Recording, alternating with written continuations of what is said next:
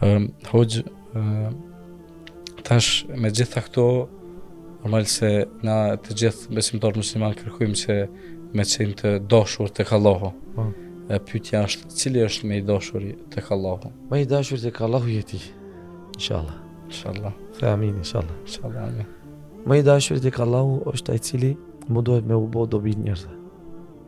Siç ka thënë pejgamberi sallallahu alaihi wasallam, ahabbu an-nas ila Allah anfa'uhum lin-nas. Njeriu më i dashur tek Allahu është më i dobishët për tek njerëzit dhe për njerëzit. Këto mesazhet të cilat ne mundohemi t'u përcjellim njerëzve. Dhe në mënyrë të ndryshme që mundohemi t'u bëjmë dobi njerëzve.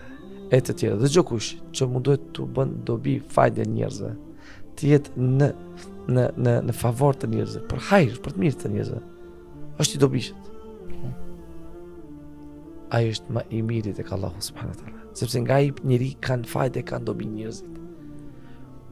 Kur ndron të jetë dikush kohën e pejgamberit sallallahu alaihi wasallam, pejgamberi sallallahu alaihi wasallam thoshte mustarihu mustarahu min. Është rahatuar dhe janë rahatuar ose janë rahatuar nga i.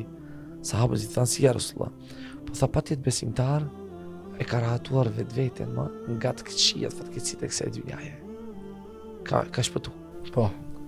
Por nëse ka qenë i keq zullumçar, janë rahatuar besimtarët, kafshët, krijesat nga ai. Se përderisa ka qenë gjallë, ka qenë sharr vetëm për njerëzit.